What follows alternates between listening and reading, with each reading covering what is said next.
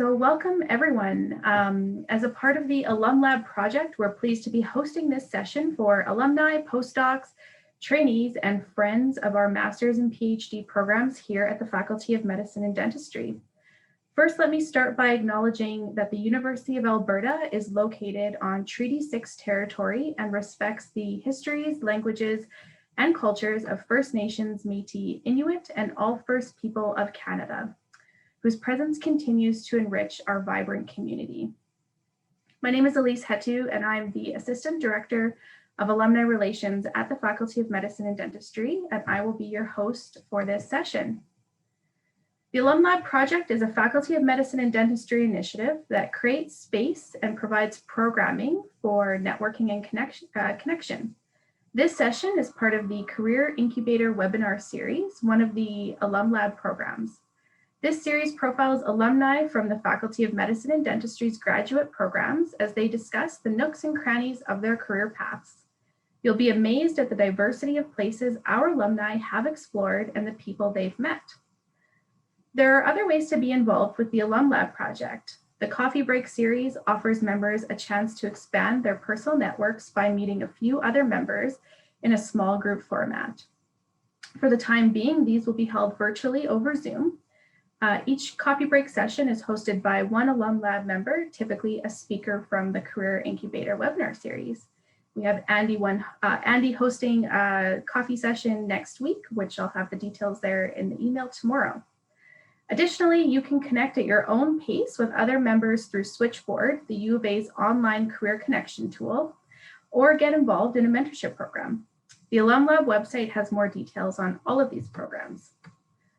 We are thrilled to be hosting this fireside chat with Dr. Andy Kokaji. Please note that this webinar is being recorded and will be available after the event for those who missed it live. A number of questions were submitted in advance through the registration form for this session. Feel free to submit further questions live using the Q&A box located at the bottom of your screen. I'd now like to introduce our speakers. Dr. Andy Kokaji is the Director of Immunology in the Research and Development Department of STEMCELL Technologies, a company out of Vancouver with a mission to advance the pursuit of scientific knowledge by supplying high-quality, innovative reagents, tools, and services that enable life science research.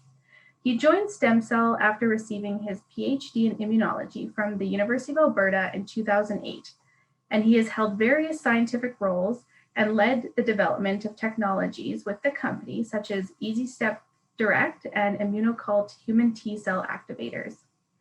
In his current role, he's responsible for managing a team of scientists focused on expanding stem cell separation and immunology product portfolio. And interviewing Andy is Dr. Vanessa Carias. Vanessa has a PhD in medical genetics and is currently the research program manager at Genome Alberta, where she oversees exciting genomics projects in Alberta. Her role includes managing project budgets, outputs, and timelines on research projects that will benefit various fields from agriculture to health. Outside of work, Vanessa volunteers with the Alberta Women's Science Network and Alumlab. We're so appreciative of all the time Vanessa puts into Alumlab as an advisor for our programs. Vanessa and Andy, I will turn it over to you now.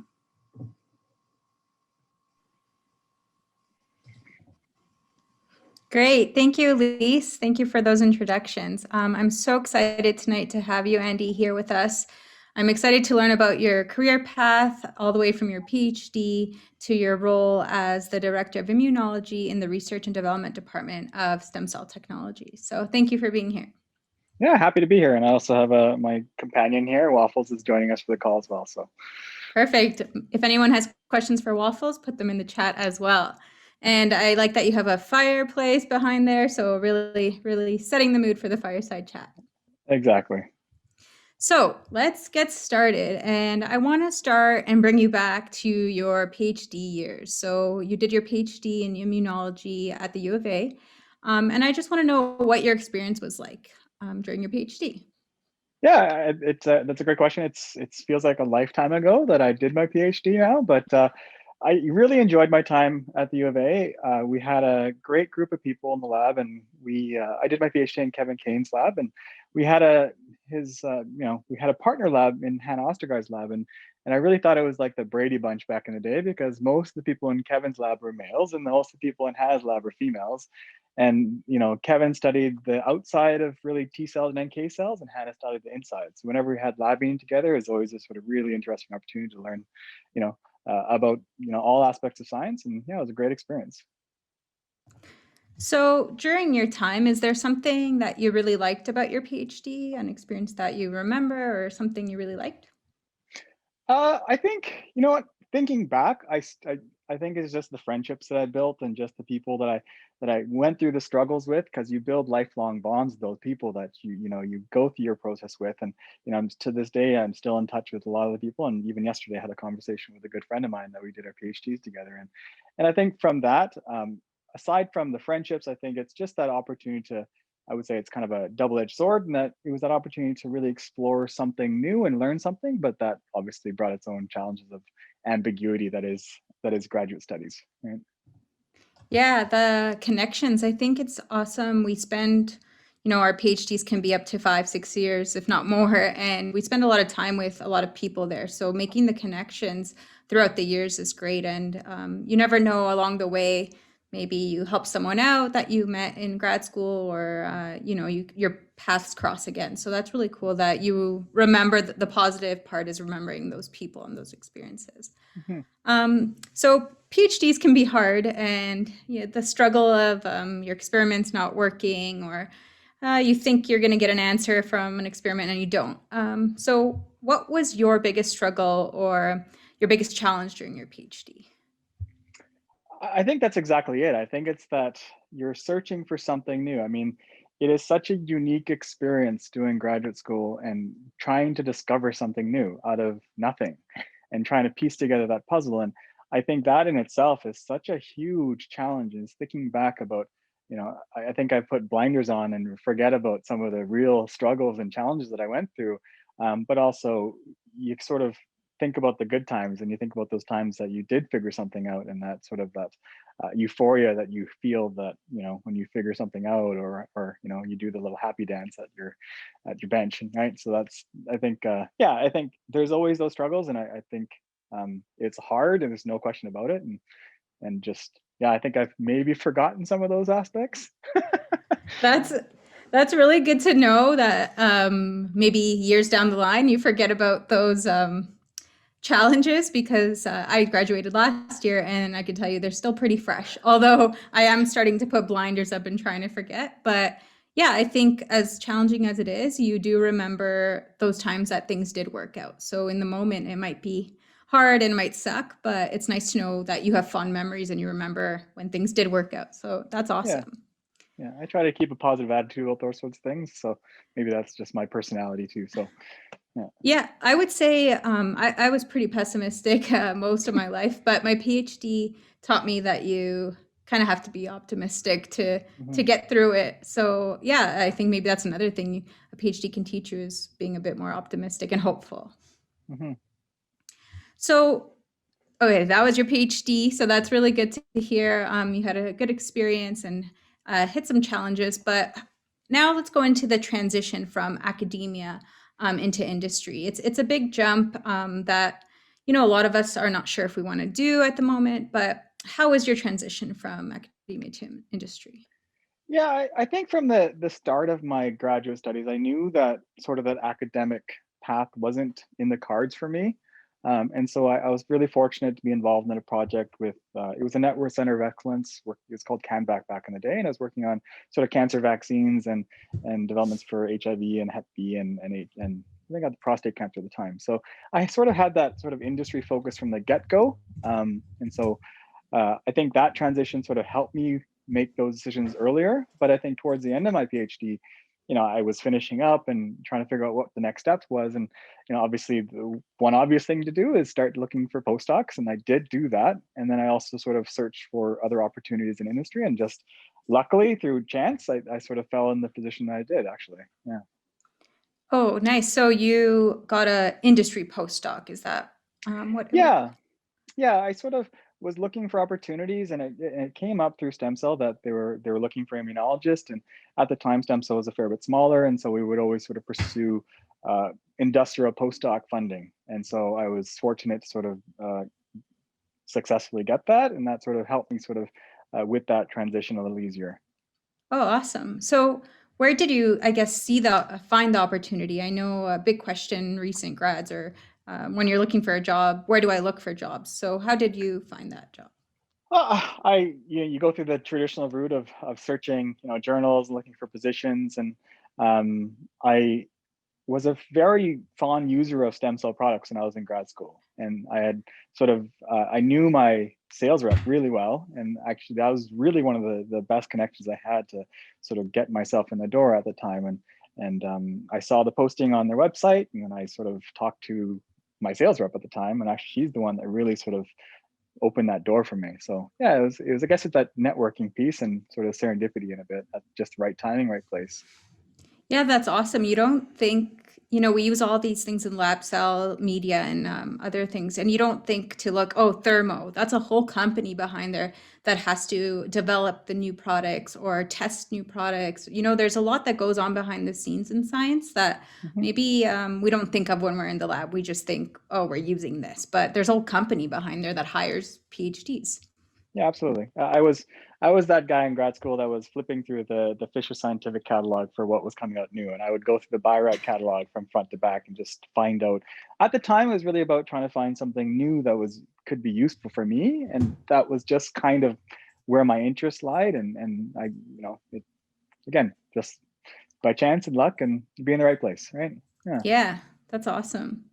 So, from the time you started there in 2008 all the way up until 2016, before your current position, you held very scientific roles. So, you were promoted 8 times in 8 years. That's amazing.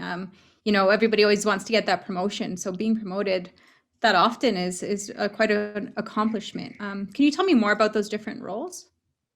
Yeah, it's embarrassing to hear that, and definitely, I was fortunate. I was lucky to be in the right place, and I would credit my managers and the people that I've always worked with. But I think, when you first started a company, I joined as a scientist or an industrial postdoc, and really, you're at that point in my career, you're an individual contributor, and so my job was to get in the lab, get my hands dirty, develop products, learn the systems, and contribute wherever I could. And as I sort of progress through my career, you do the traditional thing where you start building a smaller team. You build the trust in the company, and they will hire someone else to work with you.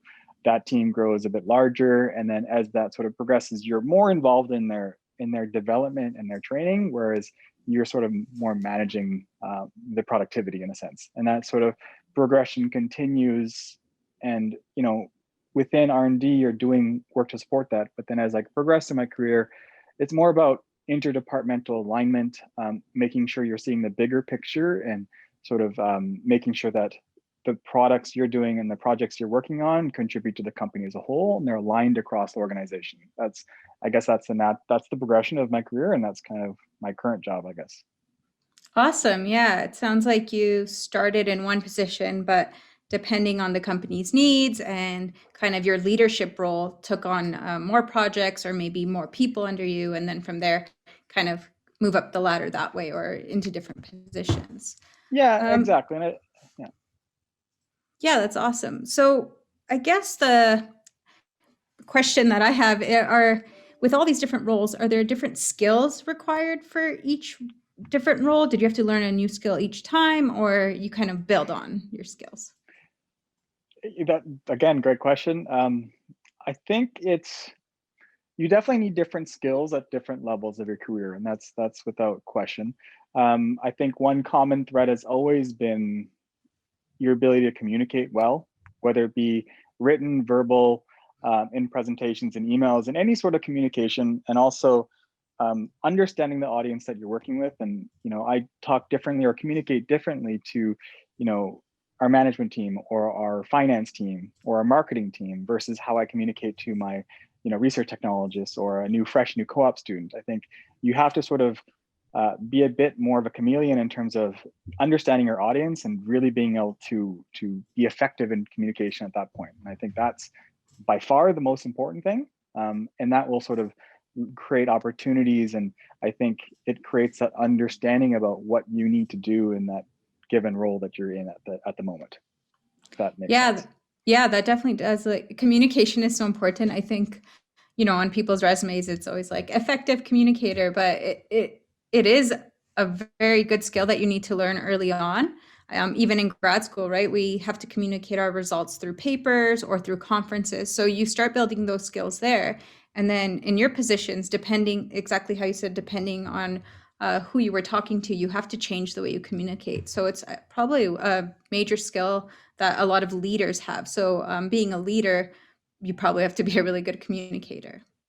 Yeah, no, exactly. And I think we live in a really, I think as science progresses, we live in a very interdisciplinary area. And so it is that, science is its language of its own. And I do think that, talking to our engineering team versus our biologics and our manufacturing teams, it's a very different language that you have to sort of understand and be effective at communication. Yeah. Yeah, especially thinking about your role director in like research and development. You are from the beginning part of planning something all the way to executing it. So you do have to work with a lot of different teams. So Yeah. really good skill to start working on. Do you have any advice for how somebody could work on their communication skills?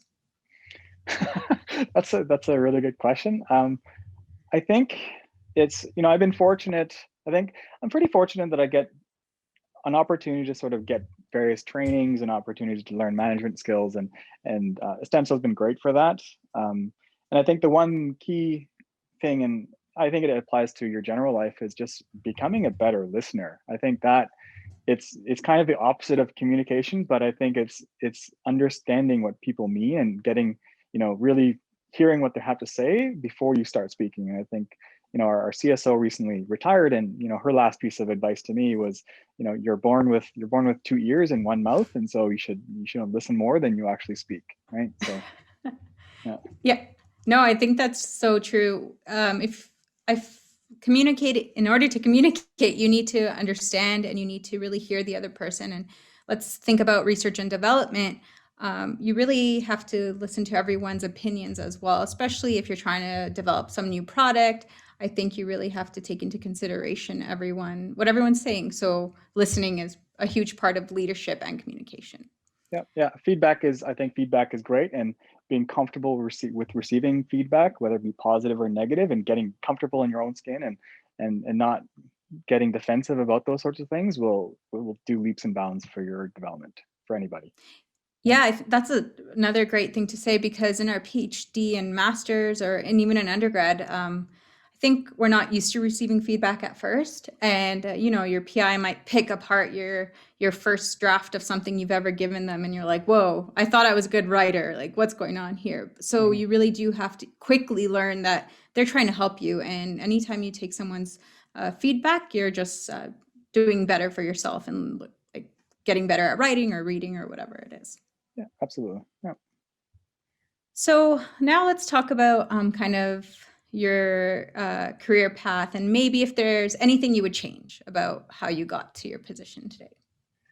No, I don't think I would change anything. I think I'm happy with how things have progressed, and I've kind of always been the type of person to go with the flow and sort of find opportunities, and if a door opens, you walk through it, right? And I think you can look back and say you could have made a different choice here, but who knows where that would have led. And I think where I am, I'm confident that I've made the right choices in my life, and I'm happy where I am. I mean, there's always grass is always green on the other side, but I think it's not so bad where I am. So That's yeah, awesome. Yeah, and yeah, you learn along the way too. So yeah. every choice was a lesson too. So is there any time in your career that was challenging, or you experienced something that was challenging? An example during your early career or recently?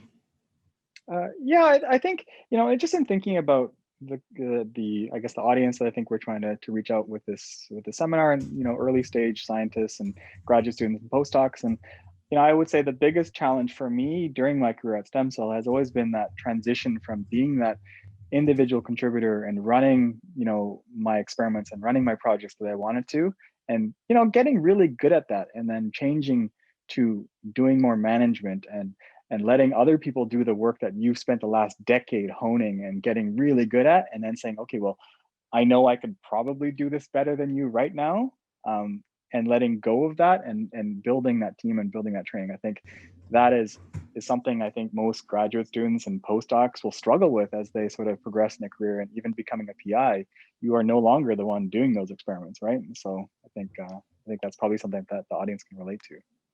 Yeah, that's actually, so I always thought about that when I messed up an experiment. I'm like, I'm sure my PI thinks, I'm sure she could do it in a day. So I'm sure it's that letting go of control and just trusting your team to get the job done. And then, you're there to help them along the way. So, Yeah. so something really cool, you were named, Vancouver's, one of Vancouver's top 40 under 40. So that's really cool. What an accomplishment that is. Can you tell us more about that designation? Again, that's embarrassing to hear, and I try to. It was a great honor. I mean, it's a system where the company nominates people, that have shown success in their career, and it's a nomination process by which the company will nominate you, and there's forms to fill out, and there's letters people of support people have to draft, and it's sponsored by Business in Vancouver, and they do a whole every year they have a top 40 under 40, and they take nominees, and they have a whole judging criteria. And I was fortunate to actually be one of the judges for last year's top 40 under 40. And so having cool. been an awardee, and then also being part of the judging panel and seeing just the caliber of the talent that these nominees are, and you always have that a bit of imposter syndrome when you're reading these things going, wow, it's like these are incredible people. And I think that's, it was a great honor, and yeah, it was a great honor to be sort of nominated by my company to be one of those. Yeah, that feels so rewarding. Did they give you like a little cake or celebration? Did you guys do anything? Well, there's a big awards gala in Vancouver, wow. and so there's you can purchase tables, and the company is always very generous. They buy 2 tables, and so I was able to invite my family, and they were able to sort of meet with a bunch of my colleagues. And it actually just happened to be on my 40th birthday that I got that award, and that was the award night. And so they embarrassed me by singing me happy birthday on wow. stage. So yeah. What a memory. What an accomplishment. That's so cool. Okay, so we've talked about kind of your transitioning roles. Now let's talk about your current role. So in your current role, you have 250 products and 50 active developmental projects, overseeing the work of more than 41 researchers. So that's a lot. What types of skills are integral to perform your current role and handle all those products and projects and people? I think at the point now, it's really about alignment. It's about doing your best to prioritize work. And we are a company, and we are driven by developing products in an efficient manner. And so it's making sure that we are using resources appropriately, and communicating why we're doing certain projects, and making sure people are working together and communicating. I think that's probably the biggest part of my job, and just getting buy-in and agreement across the group, and just making sure that I communicate information that's necessary for them to do their jobs, and also for me to hear them, so that I can sort of remove roadblocks for them if it comes down to resources or anything else they need. I'm the one that really speaks for them at the corporate level, and so that's kind of, yeah, I guess that's my job in a nutshell. That's awesome. Middle manager, I guess you can call me. That sounds really exciting, though. Just getting to work with so many different people and seeing a project from start to finish. So as a manager, or you have a lot of people under your team, what does a typical day look like for you, or a typical week? Is there a lot of meetings with all these people, or what does a day or a week look like in your job? Yeah, we love meetings at STEMCELL, but I think a good chunk of my time is with meetings, and I guess I have a bit of a unique situation, because I have been at STEMCELL for 12 years now, and I did start as an individual contributor. And so there are still, technologies that I fundamentally developed that I still support from a product and a research standpoint.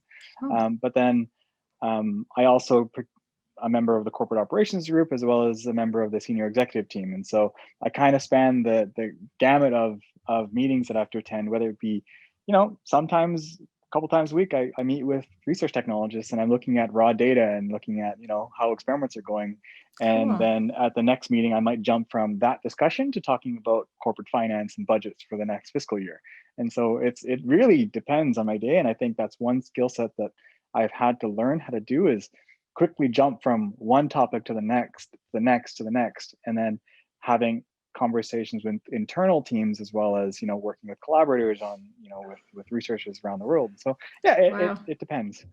Yeah. So it could be different week to week, and depending on what's going on Yeah, and it's what different, probably deadlines. different hour to hour, probably. Yeah, Yeah. that's so exciting. So speaking of deadlines, and how do you manage deadlines and multiple projects or multiple things on the go? Do you have a strategy to make sure you don't lose track of things?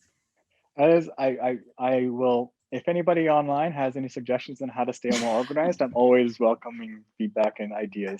That is a huge challenge. That is, I think from a project standpoint, we have a great support system in terms of, project managers and coordinators and program associates that really sort of make sure that things are on track, and those things are communicated. So that I'm very fortunate there. And in terms of my day-to-day to-do list, it is just a constant growing list, and you're just checking things off, and goes back to that, you know, daily, hourly prioritization of work that has to Yeah. be done, right? Yeah.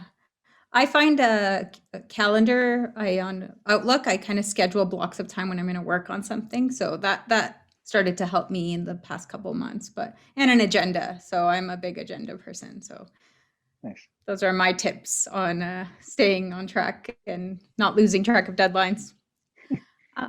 So what does the future of R&D, so your field, look like?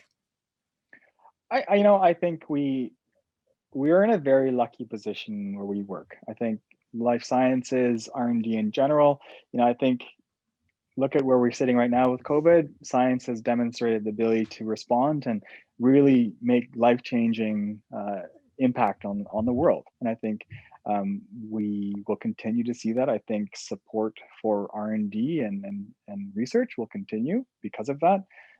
So yeah, I think the future is very bright, and really excited to see how things progress. And just the speed at which science moves these days is incredibly exciting, but also terrifying to try and keep up with. Yeah, I agree. COVID has really accelerated just what we can do, and I'm excited to see what the future holds for science. Actually, that kind of brings. I see one question in the chat that's around the same subject, so I'm just going to read it to you.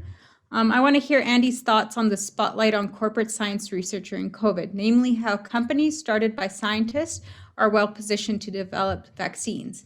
Has he thought about starting his own company? So That just a what, open question.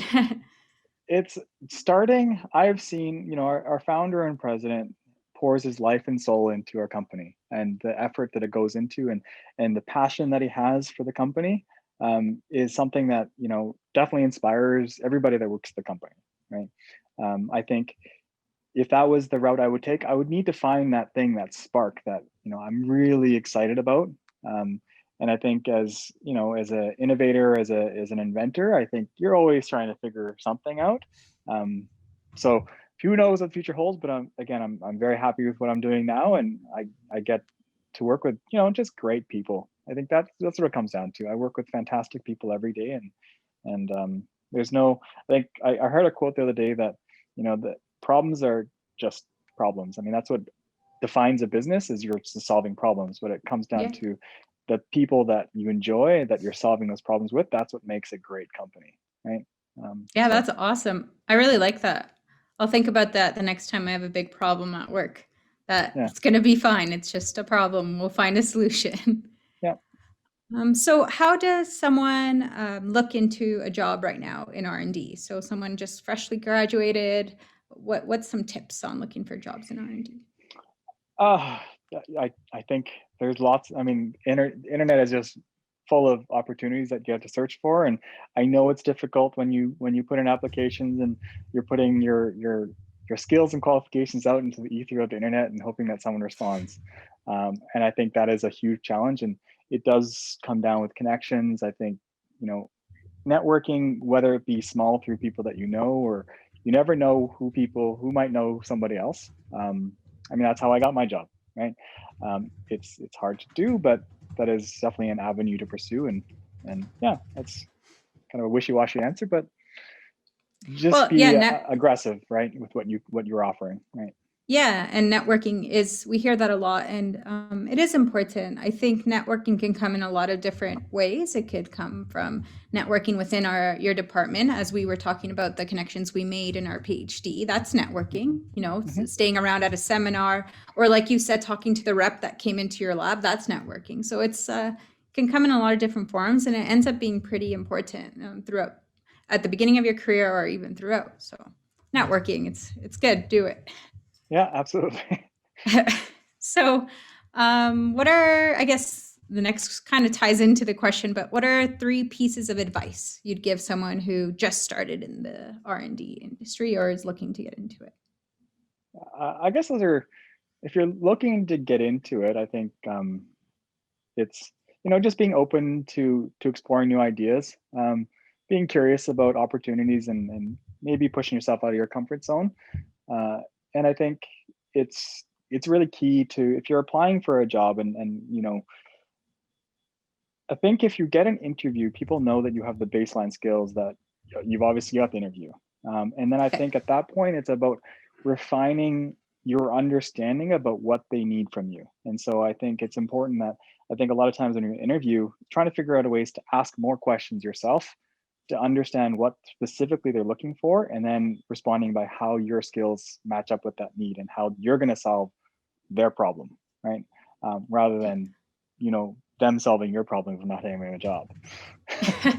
Yeah, no, that makes sense. And I think that ties into one of the questions we have here. Do you have any advice for students on how to find if they will be a good fit for the role or company before applying? So exactly what you're saying, you need to be a good fit for them and they need to be a good fit for you. So any advice on how to find if a company will be a good fit for you?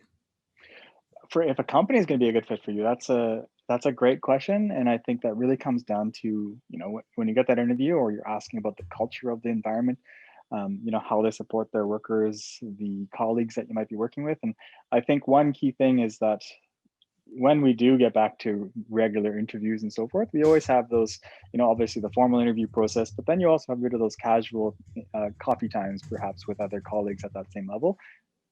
I think those are really good opportunities to get an understanding of what the culture of the company is. And I think that's where you try and figure out, is this a place that I want to work, right? And that's, it's the people, right? So yeah, like you said, the team is what makes it. Your problems are problems, but it's the team that you're working with to solve those problems that are going to make you a good fit, or make the company a good fit for you. So there's even opportunities. I know right now everything's virtual, but LinkedIn, you can reach out to someone and just ask for an informal chat about their position or about their company. A lot of people might ignore you, but some people might say yes. So LinkedIn can work, at least for now, while everything's still virtual.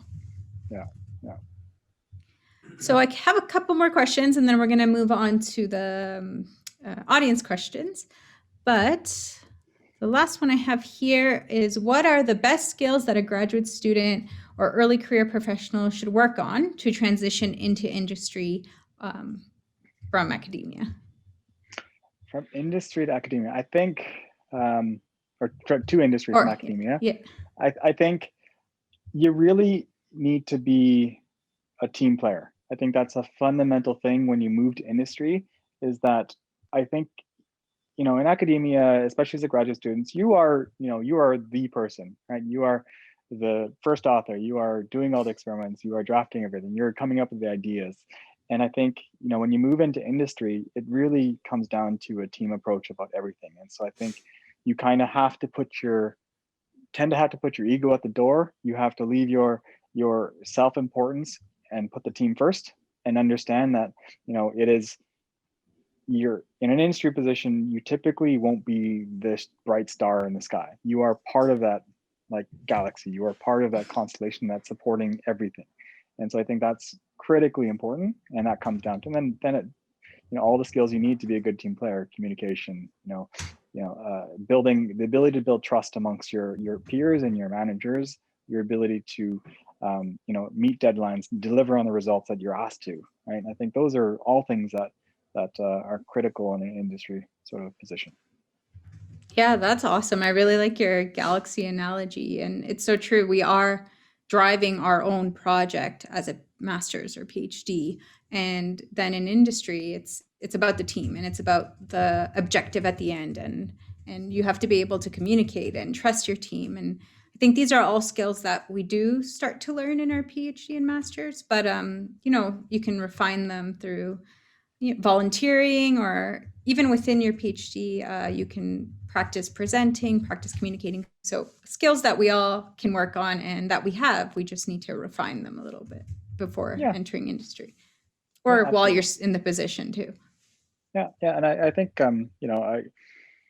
trust is a super important thing when it comes down to working with others, right? Because you just don't understand what people are thinking, and you have to build that relationship. And life is so much easier when your colleagues and your reports, as well as your managers, trust what you're doing.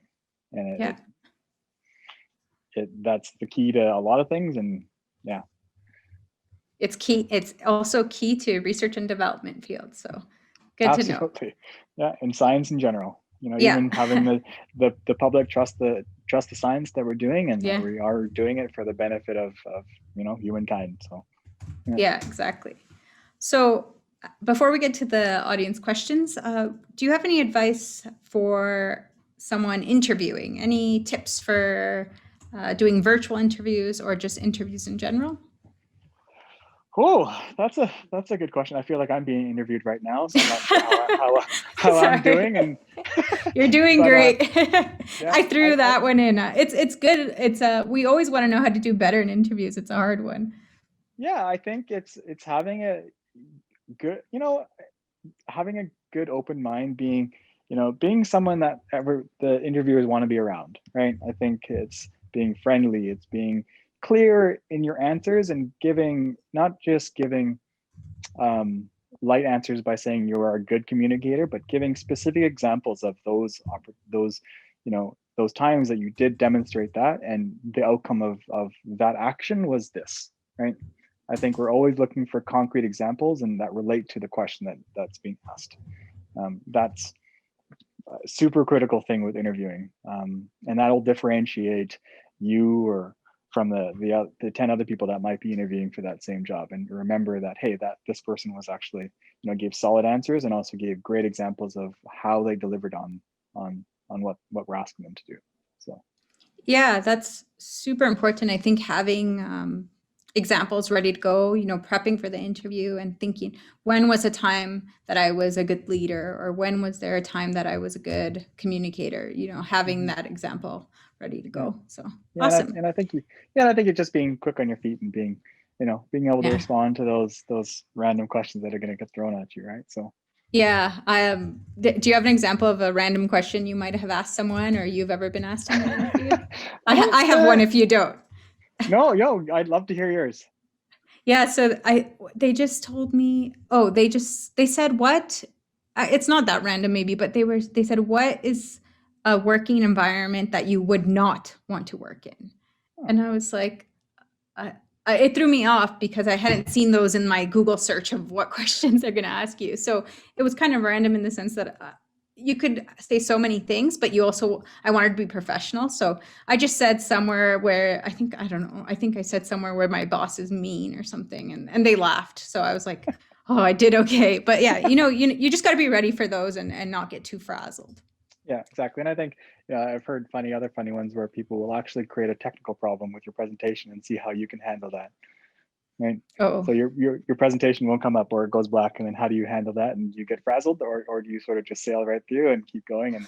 And as someone's working on it, you can continue that communication path. So not that I've done that, but I have heard that. I was gonna say I got stressed out just thinking of that happening. So I wouldn't do well if that happened to me. Okay, so we're gonna move on to our audience questions now, and we had a few submitted through email. So I'm just gonna have a look through those quickly. So we have a question here. During your undergraduate studies, how did you choose to focus your education? What was your major? What was your minor? So taking you back before your PhD. Yeah, that was again very long time ago. I did my undergrad in molecular genetics, which honestly I cannot remember much from it. Although I do remember that I did choose to follow an immunology path, and it was a weird one. That it was my interdisciplinary 371 class at the U of A, and it was the hardest class I'd ever taken, and it was the it was fascinating from it was an immunology course, and it was really my first introduction to it. But that's kind of what hooked me on immunology, even though it was the hardest class I took, and I probably didn't do very well in it. But it was more that unknown piece and that sort of fascination about, yeah, it's our immune systems are pretty incredible things that keep us alive all the time. And at the time, it was still relatively early, and there were so many more questions that needed to be asked and answers to be found. That's kind of what led me to where I am now. And it's that lifelong journey of learning about this. And COVID's a great example. I'm still fascinated by even how some of the newer vaccines work, which I'm still trying to understand. Yeah, it's intriguing. I think that's a big aspect of science. We're just like, we want to know the answer. We want to know how things work. So you probably were in that class and we're like, I don't care if it's hard. I need to know how immunology works. So Yeah. that's cool. Um, let's see. So a few of these were answered. So what advice does Andy have for a PhD student who is interested in pursuing non-academic careers? So we kind of covered this with research and industry, but maybe just in general, any advice for non-academic careers? I think if you're in your PhDs, I think, you know, I would say get the advice of people around you, right? Get the advice of even talking to your PI and getting their thoughts on it. And I know there's some mixed reviews about some responses you might get depending on your audience you're going with, but I think it's changing times. I think science and industry and academia, there's room for everybody and what you're doing, and I think websites are great resources for information about companies and what their mission is, and really what you're finding meaning in your job, right? Your job takes up the vast majority of your time, and so you need to have meaning, whether it's academic or industry, and making sure that if you go to an industry position, you are aligned with what that company is trying to do, right? If you do that, then work's easy, right? Yeah, that's awesome advice. It makes it easier, I think, to be interested in what your company actually does. So, kind of aligning your skill set and your interests with the company. Yeah, yeah. So we have another one here. Hi, Andy. Thanks for doing the Fireside Chat. With many projects going on at STEMCELL, I'm wondering if you talk about how to find the right position in the sense of making the best use of the domain-specific expertise developed in grad school. So along similar lines, but the right position for you, making the best use of the domain-specific expertise developed in grad school. Yeah, I think, in grad school, you are definitely focused on honing your skill and that knowledge base, and idea and or topic. And I think that's a necessary thing to do to finish your PhD or your master's or whatever you're doing.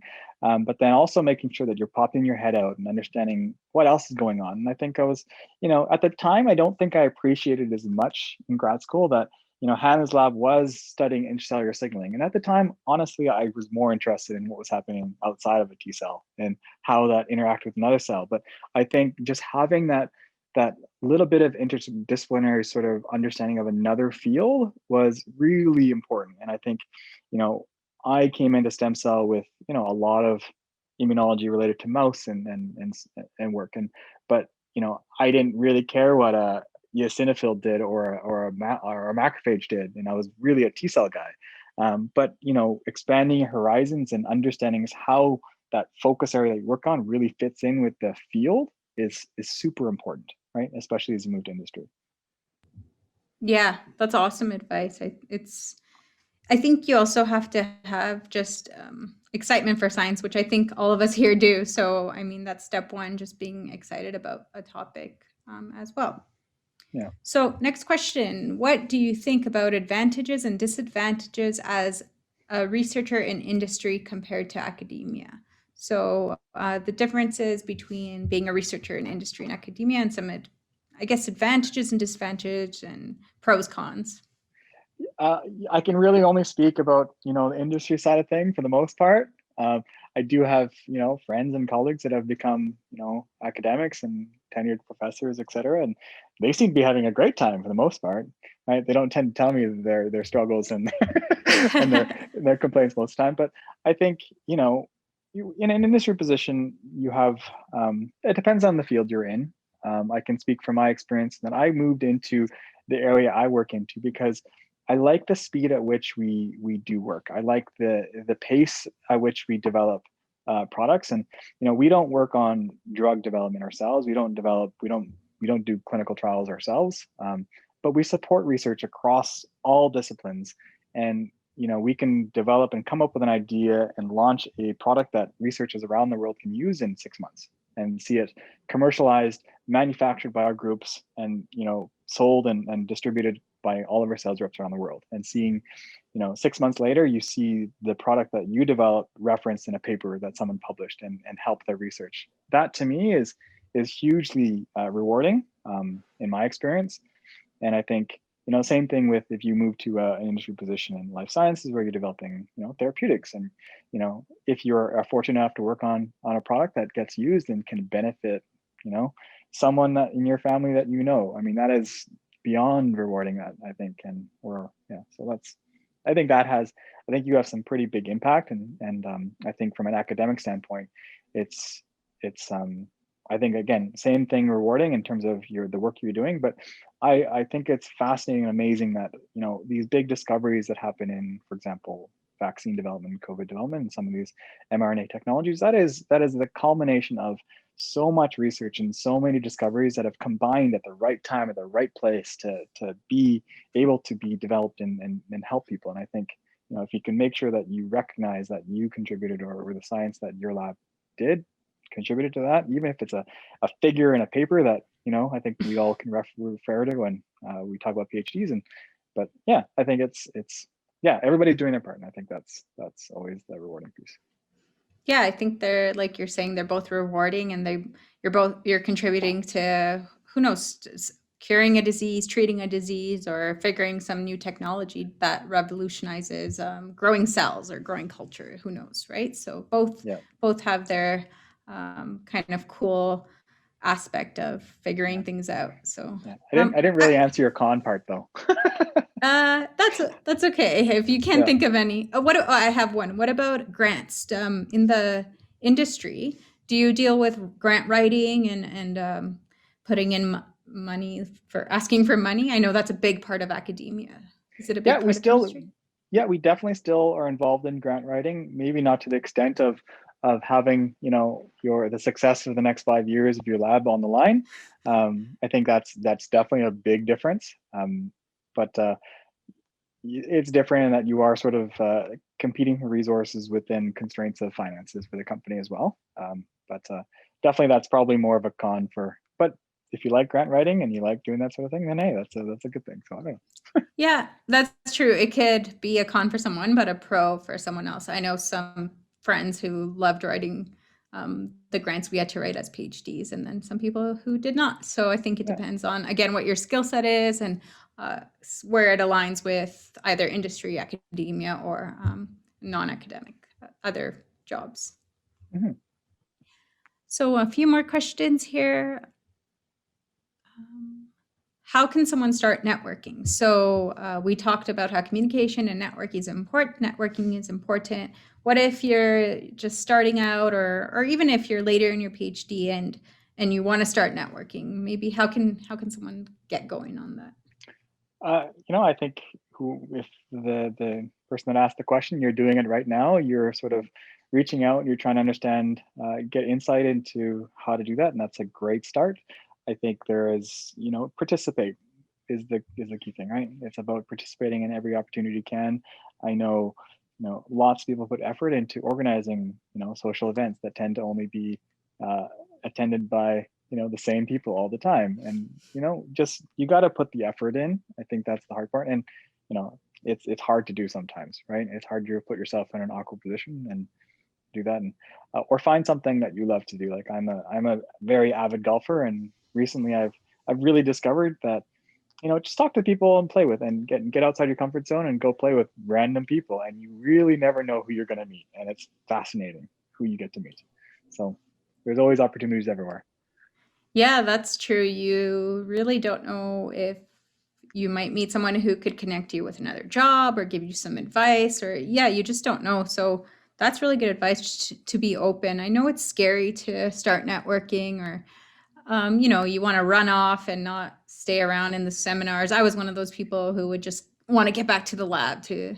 And I think that's one thing that I wish I didn't do. I wish I stayed around and talked to people. So just be more open and just more, I know it's hard, but kind of get out of your shell a little bit too. Yeah, and or just, grab a friend. It's always easier if you Yeah. have someone else to do it with. So Yeah, that's so true. I would always grab my friend Miriam and make her come to everything with me, because then I felt less scared. exactly. So that works. Yeah. Did you envision your career as it is today, or did things happen unexpectedly? I think that's a great classic question that people love to ask about careers. And you know what? I am very fortunate to where I am, and it really is. It's opportunity knocks, and you just walk through the door, right? And I've also heard other people say that just say yes to everything, right? At least to explore it and to understand what that opportunity is. Um, and yeah, I think. Did I expect to be where I am? No. Did I want to be in Canada doing science as a general term? Yeah. So I am where I am, and I'm where I Yeah, expected to be. Yeah. that's awesome. Yeah, I guess you really don't know. There's so much opportunity out there, and science is only getting more important, or maybe it's always been important, but I think there's just more opportunity, and there's going to be more chances to, and more doors being open, and you just kind of have to go with the flow and walk through them. So that's good advice. We have another question in the Q&A. Can you talk a little bit about the interaction between stem cells R&D and business development, and how that drives the product development pipeline you work on? Great question. We are very fortunate to have some great minds in our business development team, and we work very, very closely with them. They are scientists themselves. We have PhDs in our business development department, and I will say that we have PhDs across organizations. So no matter and master students across organization, no matter what department it is, there's people that have science training in those spaces, and they found a niche where they like to evaluate technologies, and they like to sort of learn about new things, and then come to the R&D group and say, hey, there's this opportunity. Can you take a look at think of and think about what we could develop, or if it's something of value for us to continue those discussions. So it's a great relationship we have, and we really depend on them to be out there, looking, as well as now we want to be the commercialization partner for new technologies come out. And so yeah, it's awesome. It's fantastic. And they also, we have a great IP team, and a team of people that actually have a PhD, as well as done their law degree. And Oh, wow. they do all of our IP and draft patents for us, and makes our lives so much easier compared to how it used to be.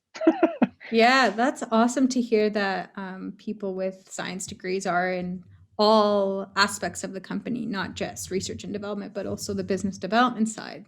It probably helps to have a science background to understand the products that are being made, or the technologies being made, in order to do the business side of things. Absolutely. Sometimes they get more excited about some of the discoveries than we do, and they come running to us and saying, oh, I saw this great new thing, you got to check this out. So yeah. That's awesome. Yeah, Stem Cell sounds like a great company, and lots of innovation going on. I hear about a lot of it through LinkedIn, and it's really cool to see the stuff coming out of there. And it's cool now that I know the person who's in charge of a lot of the stuff coming out of there. trying to make you feel a little embarrassed again there. Yeah, Can bring yeah, up the yeah, top 40 again. No, it's awesome. yeah. This has been so great. Is there anything you want to say to, oh, sorry, let me just make sure we don't have any other. Oh, no, I think we're good. Yeah, so is there anything else you would like to say? Any last piece of advice or slogan you want to end with? A slogan that you want to end with.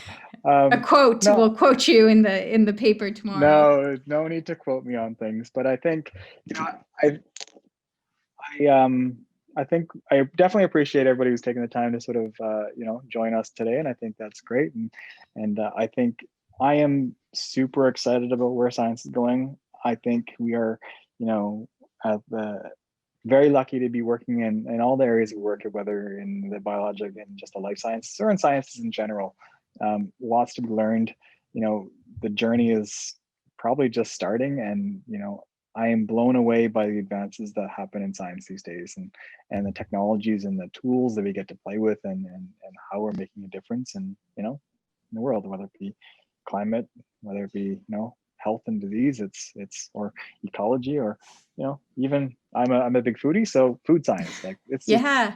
it's amazing, right? So yeah. So many fields that science plays a role, huge role, agriculture, food science, like just a lot of opportunities. So that's really exciting to hear.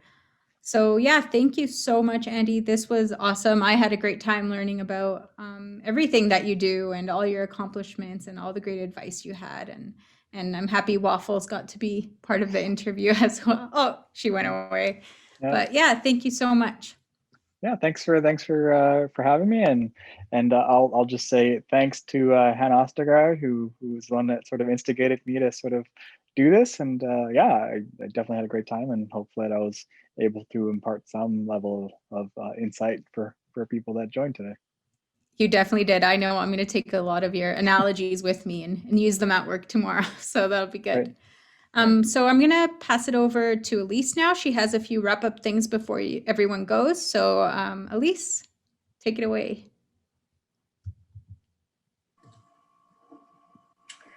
Well, thank you so much, Andy and Vanessa. That was very enlightening, and I'm sure our audience members today picked up a few tips that they are going to apply and hopefully are inspired to follow in the footsteps of Andy. So thank you so much for taking the time tonight to speak with us. And finally, thank you everyone who joined us live for this session. Again, we hope you found it valuable, and I hope you continue to connect with the Alumlab community.